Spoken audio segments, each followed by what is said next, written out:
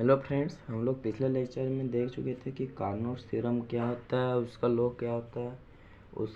उसमें दो पार्ट था, दोनों पार्ट को प्रूव कर चुके थे और उसका कैरेक्टरिस्टिक्स भी देख लिए थे। और आज हम लोग रेफ्रिजरेटर देखेंगे। तो रेफ्रिजरेटर लगभग सभी लोग नाम तो सुना ही होगा। सभी के घर में आजकल रेफ्रिजरेटर हो गया है। तो कभी कभी काम करना बंद कर देता है, तो उसमें क्या कमी हो जाता है कि काम करना बंद हो जाता है, तो उसका जो कोफिशिएंट ऑफ परफॉर्मेंस है वो कम हो जाता है। जिस और उसमें रेफ्रिजरेंट सुना होगा कि रेफ्रिजरेंट कम हो जाता है तो मिस्त्री आता है, उसमें रेफ्रिजरेंट भरता है तो वो चलने लगता है। तो आज हम लोग उसी के बारे में हम लोग पढ़ने जा रहे हैं कि रेफ्रिजरेटर होता क्या है। तो रेफ्रिजरेटर लगभग सभी लोग जान रहे होंगे कि रेफ्रिजरेटर कहते हैं किसको। एयर जो है सो कोल्ड बॉडी से कोल्ड ठंडा करता है कोई भी चीज़ को। तो ठंडा कैसे करता है, यानी जो रेफ्रिजरेटर है वो क्या करता है, कोल्ड बॉडी जो है, मान के चलिए यहाँ कोल्ड है, कोल्ड बॉडी का मान लेते हैं टेम्परेचर T2 है, और हाई हॉट बॉडी है जिसका टेम्परेचर T1 है मान लेते हैं। और यहाँ एक हम रेफ्रिजरेटर लगा दिए।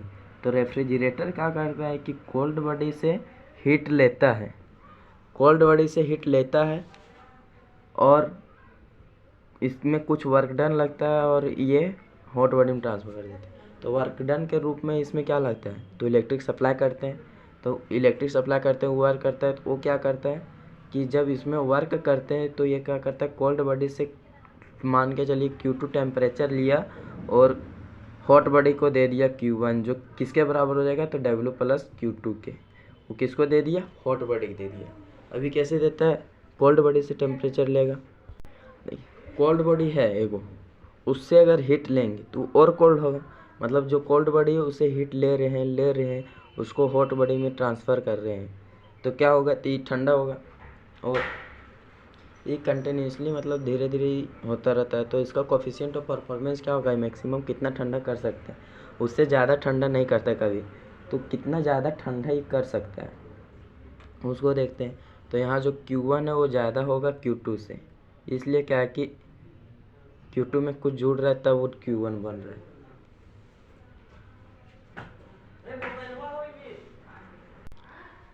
और इसमें कुछ क्या होता है, वर्किंग सबस्टांस होता है जो जिसको हम रेफ्रिजरेंट कहते हैं। रेफ्रिजरेंट ही इसका वर्किंग सबस्टांस होता है, वही डिसाइड करता है कितना ठंडा करना है कितना नहीं करना है। लेकिन जनरली हम लोग हीट इंजन में क्या देखे थे कि जो हीट लेता है हॉट बॉडी से हीट लेके वो कुछ भाग कन्वर्ट करता है वर्क डन में और वो बाकी हीट को कोल्ड बॉडी में देता है। लेकिन रेफ्रिजरेटर क्या करता है, ये कोल्ड बॉडी से हीट लेता है बाहरी एक्सटर्नल वर्क डन की सहायता से और वो हॉट बॉडी में हीट को ट्रांसफ़र करता है। तो यहाँ से हम लोग देखें कि Q1 जो हो गया किसके बराबर हो गया, W प्लस Q2 का। मतलब जो वर्क डन हुआ किसके बराबर हो गया, Q1 माइनस Q2 का। और हम लोग जानते हैं कि रेफ्रिजरेटर एक रिवर्सिबल इंजन है। मतलब रिवर्सिबल इंजन है तो गैस के लिए इसमें क्या हो जाएगा, एफिशिएंसी फार्मूला हम लोग जानते थे कि 1 minus Q2/Q1 is equal to 1 minus T2/T1 होता था। तो यहाँ से देखें तो 1 कट जाएगा, माइनस माइनस प्लस हो जाएगा और Q2/Q1 is equal to T2/T1 हो जाएगा। अगर इसी को हम लोग देखें तो क्या हो जाएगा, Q1/Q2 is equal to T1/T2, ये हो जाएगा। अगर यहाँ से हम लोग क्या कर लें, यहाँ पुट कर दें Q1 का वैल्यू निकाल लेते हैं। Q1 क्या हो जाएगा, T1/T2 Q2। इसमें जब Q1 के वैल्यू पुट कर देंगे तो Q1 क्या हो जाएगा, T1/T2 Q2 यहाँ और यहाँ भी Q2 है, तो क्या हो जाएगा T1/T2 जब Q1 का वैल्यू इस इक्वेशन में पुट करेंगे तो क्या हो जाएगा, W is equal to Q2 common ले लेते हैं तो क्या हो जाएगा, T1/T2 माइनस 1 Q2 यानी W बराबर क्या आ गया, Q2, और इसको एलसीएम लेंगे तो T1 माइनस T2/T2 यानी वर्क डन का फार्मूला ये आ गया,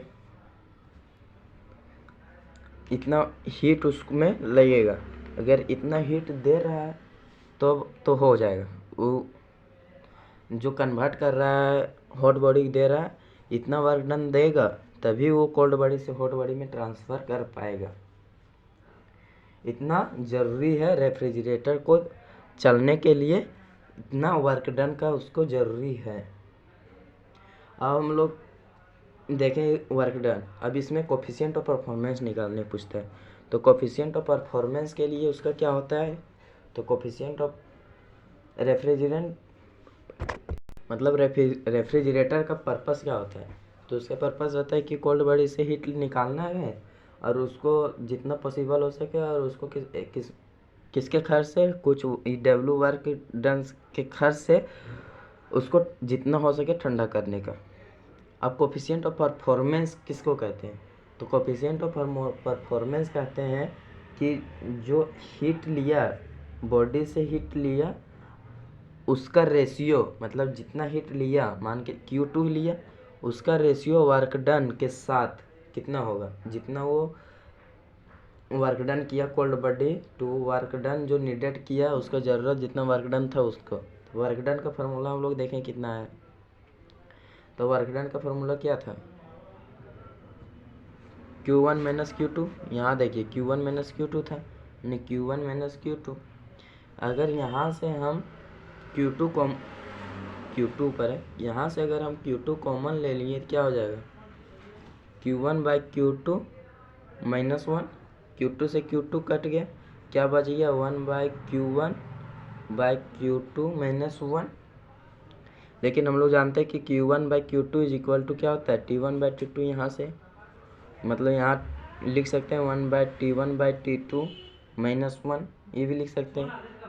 यानी कि कोफिशिएंट ऑफ परफॉर्मेंस जो होगा, सो इसमें एलसीएम जब लेंगे तो 1 by T1 minus T2 by T2, यानी कोफिशिएंट ऑफ परफॉर्मेंस क्या हो जाएगा, T2 ऊपर जाएगा ऊपर की ओर, तो T2 by T1 minus T2, यानी कोफिशिएंट ऑफ परफॉर्मेंस आ गया क्या, T2 by T1 minus T2। इसमें बोलेंगे तो कौन बड़ा होगा, तो बड़ा कौन होगा, T1 बड़ा होगा। ये जान रहे कि T1 जो हॉट बॉडी का टेम्परेचर होगा वो बड़ा ही होगा। अब इसमें हम लोग रिलेशन देखना है किसके किसके बीच, तो कोफिशिएंट ऑफ परफॉर्मेंस, और हम लोग पिछले लेक्चर में पढ़ चुके थे कि इफिशियंसी क्या होता है कार्नोट इंजन में, उसके बीच रिलेशन। तो रिलेशन पहले हम लोग इफिशियंसी का क्या जानते हैं, यानी एन इट्टा एंड इसके बीच रिलेशन, इट्टा एंड के बीच रिलेशन।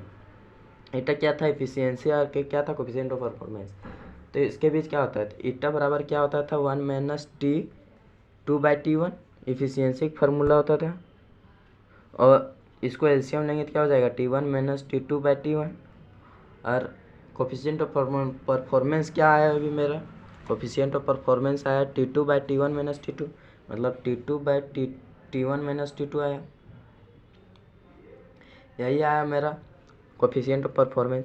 अब ये दोनों के बीच हमको रिलेशन चाहिए, तो यहाँ से क्या करते हैं कि इसमें एक जोड़ देते हैं, मान के चलिए एक जोड़ देते हैं तो क्या आ जाएगा, T2 दोनों साइड एक जोड़ते हैं, T2 प्लस 1, तो क्या हो जाएगा T2 plus T1 minus T2 by T1 minus T2। और यहाँ आ जाएगा K प्लस 1, यहाँ से T2 और T2 ख़त्म हो गया, यानी K प्लस 1 बराबर आ जाएगा T1 by T1 minus T2। और किसके बराबर, देखिए ये किसके बराबर है, तो इफिशियंसी के उल्ट अपोजिट साइड, मतलब 1 बाई ईटा के बराबर, मतलब जो 1 बाई ईटा बराबर हो गया क्या हो गया, K प्लस 1। 1 बाई ईटा बराबर क्या हो गया, K प्लस 1।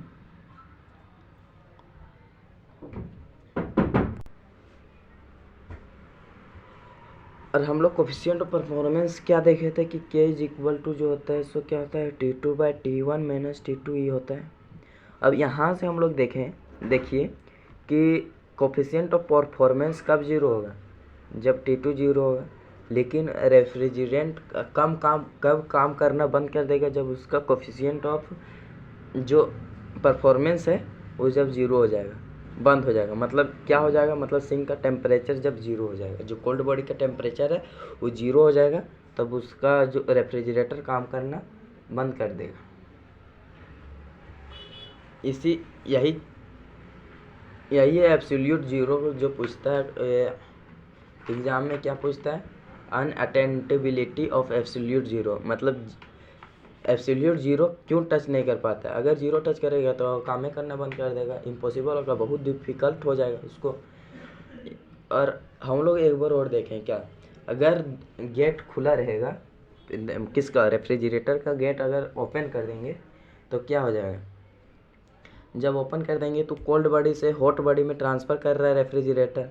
तो कोल्ड बॉडी से हॉट बॉडी में जब ट्रांसफ़र करेगा तो जब हॉट बाहर गेट खुला रहेगा, और जब गेट खुला रहेगा तो क्या होगा, जब उसमें इलेक्ट्रिक मोटर देंगे, जब इलेक्ट्रिक सप्लाई करेंगे तो क्या करता है, रेफ्रिजरेटर कोल्ड बॉडी से हाई बॉडी में ट्रांसफ़र करता है। जब गेट खुला रहेगा रेफ्रिजरेटर का तो वो एयर सराउंडिंग रहेगा जिसका टेम्परेचर हाई होगा, और जब उसका टेम्परेचर हाई हो जाएगा तो क्या होगा, कोल्ड बॉडी से वो निकालते जाएगा हॉट बॉडी में ट्रांसफ़र करते जाएगा।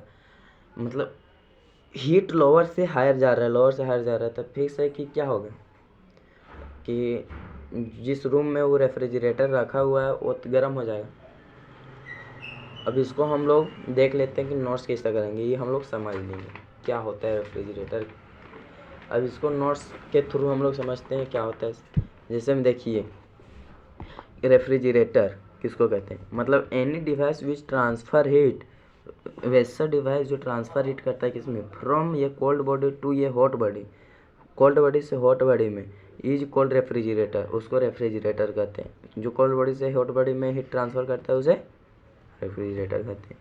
इन ये heat engine the working substance takes in heat, मतलब हीट इंजन जो है वर्किंग सबस्टांस, कोई भी हीट इंजन उसमें वर्किंग सबस्टांस क्या करता है कि हीट फ्रॉम ये body at a high temperature से हीट लेता है और कन्वर्ट ये पार्ट इनटू वर्क, कुछ पार्ट इसमें वर्क में कन्वर्ट कर देता है, and gives out the rest to ये body at a lower temperature, rest किस में भेज देता है, लोअर टेम्परेचर में। इन रेफ्रिजरेटर ये working substance takes in heat, refrigerator में जो होता है वर्किंग सबस्टांस वो क्या करता है कि हीट फ्रॉम ये बॉडी एट लोअर टेम्परेचर से हीट लेता है, हैज़ ये net amount of work done on it by, मतलब उसमें कुछ net amount of work done जब अप्लाई करते हैं एक्सटर्नल एजेंसी के रूप में तो वो लोअर टेम्परेचर को gives external agency and gives out the larger amount of heat, और लार्ज अमाउंट ऑफ हीट दे देता है हॉट बॉडी को, एज शोन इन फिगर, जैसे फिगर में दिखाया गया। कोल्ड बॉडी से Q2 हीट लिया, W वर्क डन किया, Q1 लिया, हॉट बॉडी कर दिया। अब thus in continuously transfer heat, अगर कंटिन्यूसली ट्रांसफ़र हीट करते रहेंगे from a cold body to ये hot body at the expense of mechanical energy supplied to it by an external agency, तो work done को ज़्यादा ज़रूरत पड़ेगा एनर्जी सप्लाई करने में एक्सटर्नल एजेंट के रूप में, एक्सपेंस करेगा। अब the working substance is called refrigerant, इसमें जो रेफ्रिजरेटर में वर्किंग सबस्टांस जो डालते हैं उसको क्या कहते हैं, रेफ्रिजरेंट कहते हैं। अब मान लिया कि Q2 जो है अमाउंट ऑफ हीट है किसमें, जो रिमूव करता है from a cold body at lower temperature T2, at temperature T2 में, और W जो है सो नेट वर्क डन है ऑन द रेफ्रिजरेंट। Q1 क्या है, Q1 है heat delivered to the hot body at lower temperature T1। Then we have, फिर हम लोग क्या करते हैं कि Q1 जो है किसके बराबर हो जाएगा, W प्लस Q2, क्योंकि Q1 दिया और W वर्क डन है, Q2 लिया, ये जानते हैं तानी W बराबर क्या हो जाएगा, Q1 माइनस Q2। अगर गैस यूज्ड होगा वर्किंग सबस्टांस के रूप में तो क्या हो जाएगा, Q1 बाई Q2 बराबर T1 बाई T2। अभी देखें जब इसी का Q1 निकाल के अगर Q1 के जगह यहाँ पुट कर देंगे तो आ जाएगा क्या, W बराबर T1 by T2 Q2 minus Q2, W बराबर T1 by T2 minus 1 Q2, W बराबर Q2 T1 minus T2 by T2 हो जाएगा। यानी कि इसका मतलब क्या हुआ कि this is the expression for work that must be supplied to run the refrigerator, मतलब इतना हीट चाहिए रेफ्रिजरेटर को चलने के लिए। अब हम लोग कोफिशिएंट ऑफ परफॉर्मेंस देख रहे हैं। अब द पर्पस ऑफ रेफ्रिजरेटर का पर्पस क्या होता है कि remove as much heat Q2 as possible from the cold body with the expenditure of a little work as possible, मतलब छोटा वर्क डन दे के जितना, मतलब हम लोग क्या सोचते हैं कि रेफ्रिजरेटर जो चले, जितना से कम हम काम करें, जितना कम से कम इलेक्ट्रिक दे और ज़्यादा से ज़्यादा ठंडा करे, यही चाहते हैं, जिससे हम लोग को इलेक्ट्रिक का बचत हो। हम लोग यही चाहते हैं ना जी, कम से कम हीट में ज़्यादा से ज़्यादा कम से कम वर्क डन करें, कम से कम इलेक्ट्रिक सप्लाई करें, जिससे ज़्यादा से ज़्यादा हम लोग का कोल्ड हो सके। यानी the coefficient of performance of refrigerator is defined as the ratio of heat taken into the cold body to the work needed to run the refrigerator. मतलब जितना वर्क चाहिए और जितना हीट लिया उसका रेशियो ही कोएफिशिएंट ऑफ परफॉर्मेंस कहलाता है। मतलब K इज इक्वल टू हो जाएगा Q2 और W बराबर क्या निकलते Q1 माइनस Q2, यानी K बराबर Q, यहाँ से ले लिए हम लोग Q2 कॉमन, Q2 यहाँ नहीं Q2 दे दिए और Q2 कॉमन लिए तो -1, यानी 1/Q1/Q2 -1। But we know Q1/Q2 is equal to T1/T2, Q1/Q2 की जगह T1/T2 दे दिया, यानी K is equal to T2/T1 - T2 हो गया। यानी कोएफिशिएंट ऑफ परफॉर्मेंस निकल चुका है हम लोग को। अब this is the expression of coefficient of performance. अब relation between efficiency and coefficient of performance, तो हम लोग जानते हैं कि इफिशियंसी का फार्मूला होता है 1 - T2/T1, मतलब T1 - T2/T1। अब कोएफिशिएंट ऑफ परफॉर्मेंस का भी निकाल चुके हैं कि K is equal to T2/T1 - T2 होता है, यानी कि जो K+1 होता है किसके बराबर हो जाएगा, यानी यहाँ से 1 1 जोड़ दिए, दोनों तरफ 1 1 जोड़ दिए तो क्या हो जाएगा, K+1 is equal to T2/T1 - T2+1, मतलब कि T2 + T1 - T2 जब एलसीएम लेंगे तो bye T1 - T2, K+1 is equal to T1/T1 - T2, यानी K+1 इज इक्वल टू 1/ईटा, K+1 इज इक्वल टू 1/ईटा हो गया मेरा। अब हम लोग को देखना है अनअटेंडेबिलिटी ऑफ एब्सोल्यूट जीरो। ये क्या होता है अभी बताएंगे कि ये refrigerator is a device for producing cold, it's coefficient of performance is given by. क्या होता है अभी देखें कि कोएफिशिएंट ऑफ परफॉर्मेंस होता है T2/T1 - T2, जितना कोल्ड कर सकते हैं कोएफिशिएंट इतना होता है। ऑब्वियसली K बिकम्स वेनिसिंग, अगर यद्यपि K बिकम्स वेनिसिंग मतलब इसको घटाएंगे स्मॉल, छोटा स्मॉल घटाएंगे तो as the temperature T2 of the reservoir, मतलब T2 जो है सो रिजर्वायर की तरह का काम करेगा, from which heat is taken approach absolute zero, मतलब जो हीट होता है सो एब्सोल्यूट जीरो को अप्रोच करता है। दिस मीन्स, इसका मतलब क्या हुआ कि that as the reservoir becomes more and more cold, मतलब रिजर्वायर जो होगा सो ज़्यादा से ज़्यादा कोल्ड होगा। The refrigerator find its more and more difficult, तो रेफ्रिजरेटर का होगा कि ज़्यादा से ज़्यादा उसको डिफ़िकल्ट होगा चलने में, क्या कि उसका जो सिंक का टेम्परेचर कोल्ड करने का टेम्परेचर उसको जब वेनिशिंग करनी है तो ज़्यादा से ज़्यादा कोल्ड करना होगा, रेफ्रिजरेटर को ज़्यादा से ज़्यादा डिफ़िकल्ट करना होगा। Therefore impossible to take the reservoir down, यानी काम खाली किए हल्का तो इतना डिफ़िकल्ट होने लगा, अगर जीरो कर देंगे तो क्या होगा, मतलब देयरफॉर इम्पॉसिबल है क्या to take the reservoir down T2 is equal to zero, यानी कि T2 is equal to zero होने में यह इम्पॉसिबल है, नहीं हो सकता।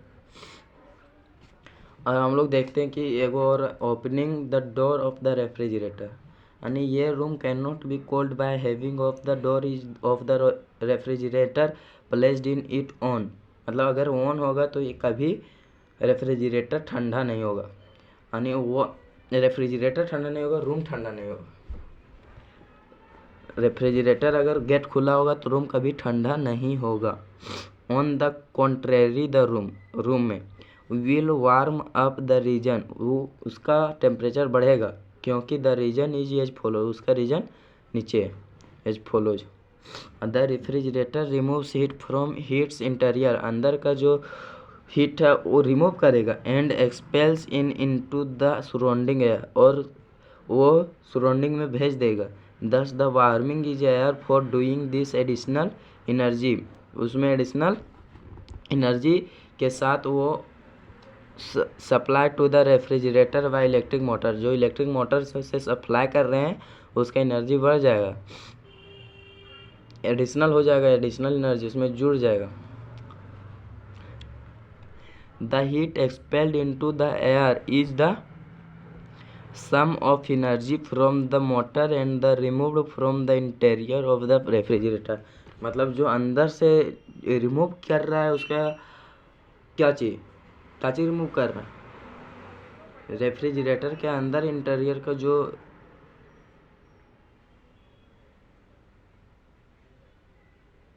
एनर्जी है और एक एनर्जी मोटर देख लिए इधर। और in other words on the opening its door it will run continuously and hence add even for heat to the room than when its door is closed। इसलिए उसको क्लोज रखना पड़ेगा वरना रूम बहुत गर्म हो जाएगा। अगर आप लोग को बढ़िया लगा हो रेफ्रिजरेटर का क्लास तो प्लीज़ वही बोलते हैं कि लाइक सब्सक्राइब कर दीजिएगा। Thank you all of you.